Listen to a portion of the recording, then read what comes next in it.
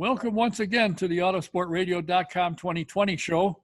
I'm your host, Don Kay. We are still at the Grand King Race Shops here in Indianapolis at 8155 Crawfordsville Road.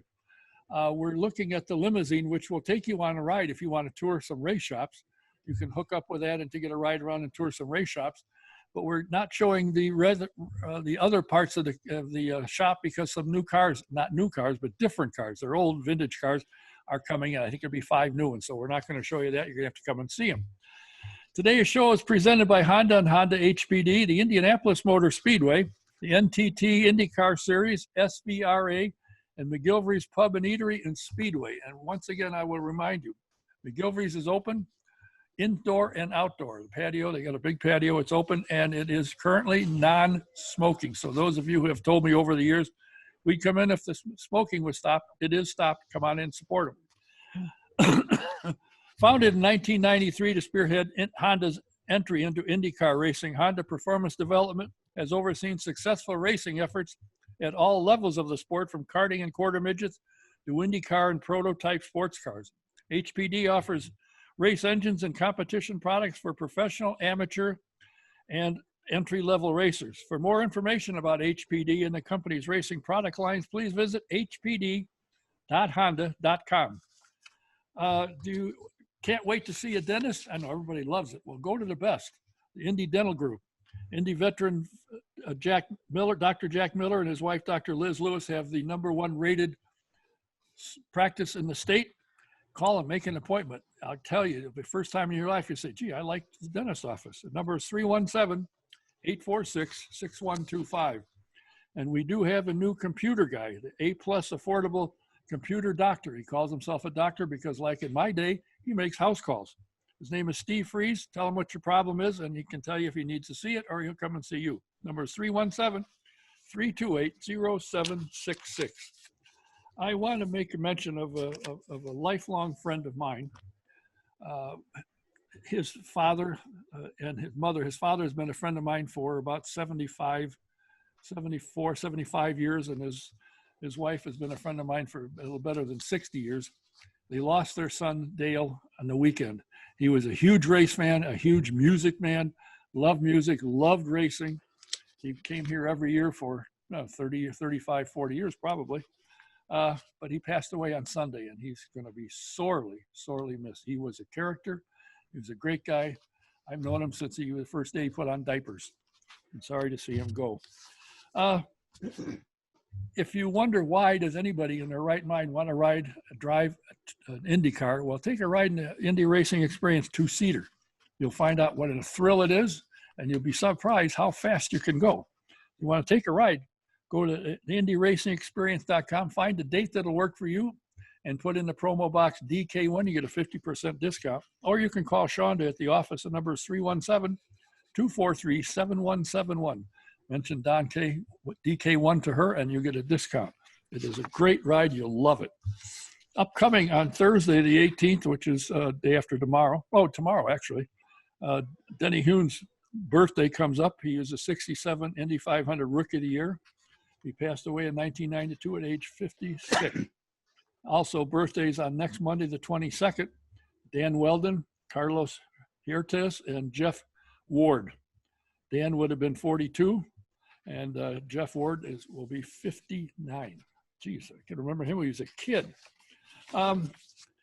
If you are interested in vintage racing and want to see what's going on, and Trans Am for that matter, you need to go to svra.com and subscribe to Speed Tour magazine. It's a first-class magazine, great photos, great stories, and when it tells you where the next event is, it'll tell you a place to go and what to look for.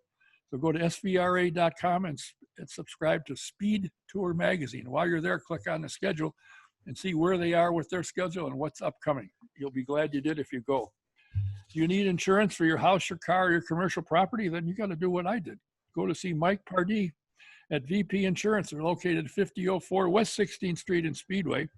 They cover everything, and you'll find you get better coverage for less money. Many of us have heard me say it. They've gone in there and said, oh, you're right. Call them, 317-248-0070. Get a quote. You'll be glad you did. And if you are interested in visiting the race shop, or you have a vintage car, would like one, this is the place to come. They've got a car here for sale, and they have can do any kind of restoration, be it the vehicle itself or the engine. They can help you out. Call and talk to them. And if you want to come down, make sure you call them and tell them when you're would like to come in to make sure they have somebody here, because they have other companies they work with. Give them a call. Number's 317-820-3595. My guest today is a 20-year veteran of the IndyCar series. He's the flagman, Paul Blevins. He started back when the IRL started, and he's been around. And in my opinion, and I watch a lot of races, I've been to a lot of racetracks, this man was the best. When he waved the flag, you knew it. There was no question. And when the race was ended, there was no question about that either. And when you watch highlights of many, many races, they will show him flagging the end of the 500 or wherever it is. The man is phenomenal. And he's agreed today to take some time and talk to us. Please welcome Mr. Paul Blevins. Paul, how the heck are you on the left coast? Wow, that's a heck of an intro, Don. I mean, do I send you my check now to you, or do I wait? No, that's okay. You can just next time we meet, we'll go to St. Elmo's. Oh, okay, right on. That'll work. How you doing? Very well. Everything well with us. Good. Well, I'm sure you are as well, obviously. It's not too bad out here in California today. I'm so glad to hear that. Now, what got you into flagging? I mean, of all things, I say, gosh, I want to be a flagman. See that guy? I want to be like him. How did you get into it? Well, when I was like 5 or 6 years old, we lived in Kansas, and we went to a racetrack called Lakeside Speedway. Yeah. And we would go there on a Saturday night, watch dirt cars and stock cars and stuff. And my mom couldn't find me one day, and she happened to look up, and there I was standing in the flag stand with the flagman. And it's been a downhill ever since. I'm just kidding. No, it's been great. What was it about you that made you want to climb up there as a kid and stand next to him and take a chance of getting hit with a flag? I don't know, Don. I mean, it's I don't know. I don't know what made me do it. Then after that, I worked for the late Mickey Thompson at the Mickey Thompson Entertainment Group, and I was the flagman there for a while. I'll tell you what, as I said in introducing you, in my opinion, I've been to a lot of racetracks and a lot of series and seen a lot of flagmen. I think there was nobody that could hold a candle to you. So my next question is, as much as you're flagging those things, you ever dropped one? Oh, yes, I have. Oh, really? Oh, yeah. It was practice at unfortunately, Indy 500 one year. And race control says, okay, start to put it on the next one. And I literally tried. Being a blonde, I have a hard time multitasking, and it hit the edge of the flag stand and landed on the front straightaway. Oh, anybody run over it? No, thank God. I had to, during practice, I only put out a minimal set of flags, just the stuff I need. And I had to dig through my bag real quick to grab my backup checker flag in case a car came down the front straightaway. But luckily, everybody came in off of turn 4 and nobody hit it. A lot of the questions I've gotten are, who tells the flagman what to do? Who controls the yellow lights? When does he throw a caution? In some tracks, you can see the whole track and it's obvious, but there are tracks like Indianapolis. You have not a clue what's going on in turns 2, the back straight, and turn 3, probably. So who controls the lights? Well, Indianapolis is a unique racetrack in itself. There's 12, I think, or 14 observer stations around the facility. I have a observer up in the flag stand. If he sees something, or let me rephrase that, if the observer sees something on the back straightaway that they're going to call up to yellow, like a big piece of debris or a crash, when he hears it, and he'll tell, he hears them telling race control, and then race control will ultimately tell me, or the flagman, when to throw the yellow. And if they're saying yellow, from the observer standpoint, I automatically go yellow. That's the flag. Who controls the yellow lights? The race control actually controls the yellow lights. But you have the authority that if an observer says, whoa, you got a crash or something fell off the car or something, you can throw the yellow. Yes, I can throw the yellow. And during the race, if I see something happen that warrants a yellow, I can throw a yellow. If I'm calling it in, as I radio to the tower that there's a yellow needs to be thrown. It's interesting because, as you said, at Indianapolis, but in all tracks, there's 3 or 4 or 5 observers everywhere. Correct. And at one time, and I think it still happens today, that various parts of the car are colored. So when they fall off, should something fall off, the observer can tell what it is and what danger it might cause. Is that correct? For the most part, yes. I mean, if it's something big and bulky, naturally we're going to go down. I mean, hats off to the observers. I mean, those guys can see washers. I mean, I have Jeff Bowles up in the flag stand at Indianapolis, which is a spectacular man. And that guy, when I was just coming on to Indianapolis working the Speedway, Jeff would go, "See that?" And I go, "No, I don't see nothing." And he goes, "Well, binoculars, look at that. You see that?" It's like, "No." And that man can see a little bolt. I mean, I never saw it, but he just got many, many years there, and he's a super great observer. What's it like when you go to a racetrack? And Indianapolis does it, but a lot of other tracks do. To me, if I were you, one of the most two exciting parts of the race: the green and the checker. And a lot of tracks, a celebrity or somebody will wave the green, and it's not the same as when you do it. But correct. Does that bother you to step aside to let some celebrity wave the green haphazardly? No, it doesn't actually. I mean, it's usually all for a good cause for the most part. Whoever the guest celebrity is either a dignitary of some sort, a president of a company, an actor, or something that has to do with it. And then I spend probably 15, 20 minutes with them, explaining to them how the procedure is going to go, when to wave the flag. I mean, I stand behind them, and what I see, what I like, and race controls sees what they like, and everything goes together. We wave green. I slap them on the shoulder and go green, green, green, and then hopefully they wave it. I tell them big figure eights, yeah. But sometimes it works, sometimes it doesn't. I've noticed that. There's been more than one time that I've watched the start of a race and I'm thinking, the pole guy got a jump on that one. Sometimes they call it, sometimes they don't. Who makes the call on call off the start and put a caution out and go back and try it again? Who's calling? That's the race director. The race director up in race control. He is watching the start through naturally the windows, and then there's probably 14 cameras views that he can look at. And then he calls down on a secure channel that only a few people have. And if he likes what he sees, he'll go green flag in my ear, and that's when we go. Is there such a thing as practicing to be a good flagman? Or is it, when I watch you, it appears to me, watching you, you get excited. I mean, you're excited to throw the green. Well, exactly. My theory, Don, is I got to put on a show for the show. I've always thought that, even back in the Mickey Thompson days. If I just wave it haphazardly, as you say, it doesn't look that good. But if I put some flair into it or whatever you want to call it, people say I look like I'm having a seizure when I'm waving waving the flags. To me, it makes it look much better. Well, it does. And of course, whenever you see a replay of the 500, if they ever show coming out of 4 and going across, they always make sure they get you in the picture. In fact, a lot of times they'll be on you and you wave the checker before they get to the start finish line and they go down. So you got a lot of footage. I know. History. Exactly. Has anybody ever come up to you and said, my son would like to be a flagman. Can you help him? Yeah, that happens a lot, actually. You'll see kids in the grandstands waving the flags, and they'll come down afterwards and talk to you. I encourage them to stay in school, get a career, go get a college degree, go to business, go to something. Flagging doesn't pay the bills. I wish it did. But then I just encourage them to go to the local track and try to do whatever they can at the local track to get involved and work their way up.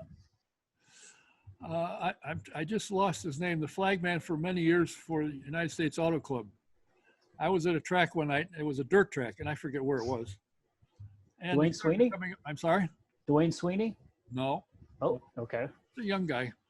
But we're at a dirt track somewhere, and he's waving the flag and got the race started, and a piece of dirt flew off a car, hit him in the head, knocked him out, and he fell out of the flag stand.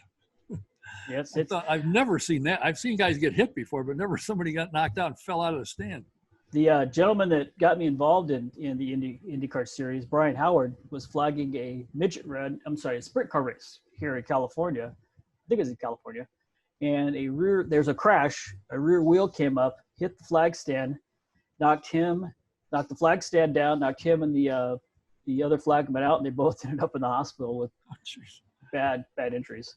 Well, it's a dangerous job. People It's a very dangerous job. It's dangerous. I understand now you guys got to wear a helmet. Yes, that's I guess that's the new protocol this year. I see. That'd be nice. When you get down from there, you can go work out with the Colts or the Oakland Raiders. Got a helmet on. Now I understand. It'd be the LA Rams. Oh, okay. Well, as you call it, whatever. I know that. I just lost my train of thought. Uh-oh. Oh, I understand now that you are on the fan side working at Irwindale Raceway. Yes, sir. January this year, I took a position on as the operations manager for Irwindale Speedway here in California. Yeah, I knew it was in California. I remember being there, and I thought for sure it was on the left coast. What do you do for them?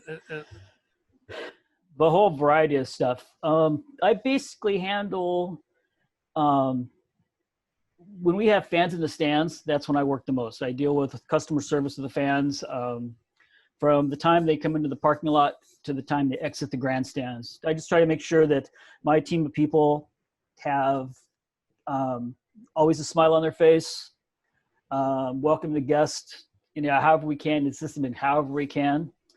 I do some setup stuff, not too much of that. I deal a little bit with our fire safety people, not a whole bunch.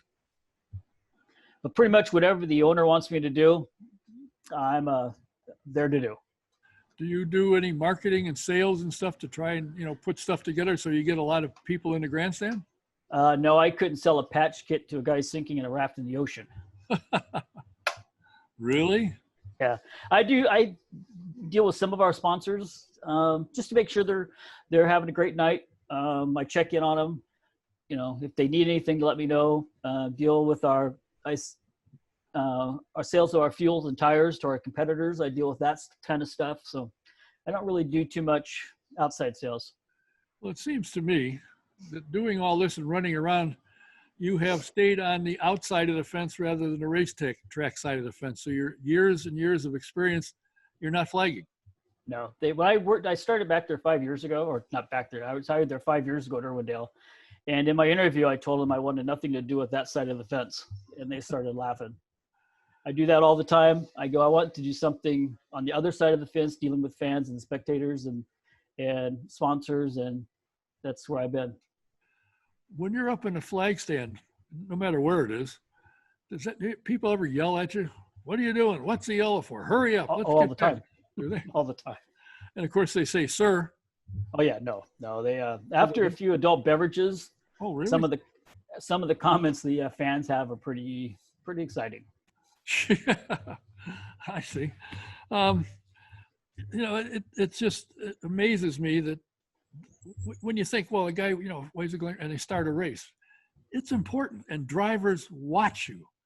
And a lot of times they think we got 4 laps to go, and all of a sudden a white flag, ooh, uh-oh. Right. So they do pay attention. The drivers do watch what you do. I mean, they got lights, but they come down the straightaway and they look to make sure that the lights didn't go on by themselves. Well, it's not just the drivers, Don. It's the spotters. Yeah. And the guys on the pit box will watch and they'll say when they see us start to flinch, to wave the flags, they're on the radio going to their driver, green, green, green, green. Yeah, and sometimes they say green, green, green, a little hasty, and sometimes they call them back to try it again. I noticed, very obvious to me, and a lot of people actually, I watched the Texas race, and I didn't see the familiar figure eights and the acrobatics that you go through to wave the flags and flag a race. It seemed to me you were closer to Texas than South Carolina. Why were you not there? The first of the year, like I said, I took this job on at Irwindale, and I had sent a letter off to my supervisor and told him what was happening. And our schedules didn't kind of meet. We'll put that way. Oh, so in other words, you are remaining on the left coast, and will not be seen unless you're a visitor at any of the IndyCar races. Exactly. Unfortunately. Oh, I agree. I have nothing. I didn't know anything about it. I had a hint when I first were talking to you that something wasn't right, but I'm not sure what it is. Well, I'll tell you what. I know a lot of people are going to be very, very surprised to hear this, and I have a feeling there's been some emails exchanged with your whoever was in what you work for, saying, "Hey." In fact, I would bet you've had some TV and radio people contact you and say, "What the heck?" Yes, I have, to be honest with you. I've had a few people reach out to me in these last couple of weeks and wanted to know what happened and if I would be interested in coming back. And I said, yes, I'd be more than happy to come back if they need my help. I'm just kind of like a driver waiting to get a seat time. I'm just sitting here waiting. Well, I sure hope the heck it happens. Were you a race fan? You said you went up, you invited yourself to a flag stand at 5 or 6 or 7, whatever it was. Were you a race fan right off the bat? Yes. Actually, to believe it or not, Don, my ultimate dream is to be on the safety team at the Indianapolis 500. Well, I know. What stopped you? Well, I actually tried out for it one time at Kansas when we were there. I spent the day with the safety guys and had a blast. Those guys are the best in the country. I mean, knock on wood, that they're just the best of the best. And at the time I applied for it, they were looking for something a little bit different. And so I was not hired on as a safety guy. I could just see you throw a yellow, then climb down the flag stand. They pick you up in a truck and off you go. Hey, whatever works. What do you do? Is Irwindale your only job at the moment? Yes. Out on the coast? Yes. Yes, it is. What have you done prior to hooking up with Irwindale? I was an office manager for a construction company for about 13 years, I think it was. Really? So you were a construction guy? Yes. All right. So if Roger needs any help, fixing up the speedway, you're available? If Roger's name comes up on my cell phone, I would answer it in about a half a ring. Yeah. You probably faint. That's probably true too. What's your thinking about changing the stewardship of the track from the Hellman George family to Roger Penske? It was a total shocker to everybody else in the world when that happened. I think it's great. I really do. I've known Roger back when he built California Speedway. I worked for him then. I know how he operates. He's a great man. I was going to say something else, but he's a great man, and he will take that and, like all the rest of his businesses, and just promote it, and do a great job with it. Yeah. If it had to be sold to anybody, I'm glad it was sold to Roger. Right. And as I've said a couple of times, he has said he does not consider this halt in races as a disaster. It's an opportunity. Correct. And he is the work that he had in mind to do in the track, he's doing it. So when and if they do have, or if and when they do have the 500, be it August or October, people are going to come in there and say, holy smokes, look at Nice. this. From the pictures I've seen, I've already seen a lot of changes he's been making, all for the good. Everything's for the good, actually, but some great changes he's made. Well, I wanted to call you, which I did, not knowing that you have semi-retired from the IndyCar flag stand. I didn't know that when I called you. And you really didn't say much other than there's been some communication. So I just thought, well, that's not why I invited you. I called you anyway, because I do get a lot of questions, strangely enough, because you do attract attention. I don't know if you realize how many people watch you, but there's a slew of many, many people watch to see what you do, how you do it, the way you do it, the finesse with which you do it. And then I've known of some friends of mine who came. We got a group of about 18 that come to the 500. They make booking if you're going to drop a flag. Wow. Well, you are famous. Wow. I know when I told people that I wasn't working for the Speedway anymore with the IndyCar. My Twitter account blew up. Well, I'm sure. I mean, it went bat crazy for a while, and and then the events that have happened here in the last few weeks, it's blown up again. Yeah, I can well imagine. So, well, of course, you and I don't spend a lot of time together, but I see you and we chat every, whatever event I happen to be, you're more likely we're there. And I've always enjoyed watching you. I've always enjoyed chatting with you. Some of the things you said come from the left coast. I have no clue what you were talking about, but it sounded fun, so I kind of smiled. Wow. But I and thousands of others have enjoyed your work in the flag stand, and I know Judge Bowles has commented on it himself on a number of occasions, how professional you are and how really excited you get about doing it. Right. And you think somebody standing in a thing with a stick and some cloth on it, how exciting is that? The greatest race in the world, you're the one that says, go. Yep. And you're the one that says, stop. Stop. And the other events are equally as exciting. They're just not the world class that the 500 is. Sure. Well, listen, I've taken your time. I'm sure you're out, cleaning the grandstands at Irwindale, getting the track all poofed up for the weekend's events, and get the concession stands all fully ready to go. I appreciate you taking the time to chat. No problem, Don. Thank you. Anytime. Always enjoy talking with you, and I am sure when a lot of people see this, they're going to say, I hope he comes back. Like I said before, Don, I'd be more than happy to come back and help them if they need the help. Like I said, I'm just waiting for someone to call. Well, I called, unfortunately. Thanks for your time. No problem. Thanks, Don. Have a good day. You too. My guest has been the former now flagman for 20 years for the IndyCar series, Mr. Paul Blevins from the left coast out in California. We have a couple more guests lined up in the coming days and into next week. So look for us again. Until the next time, this is Don K saying thanks for watching. See you again. Goodbye.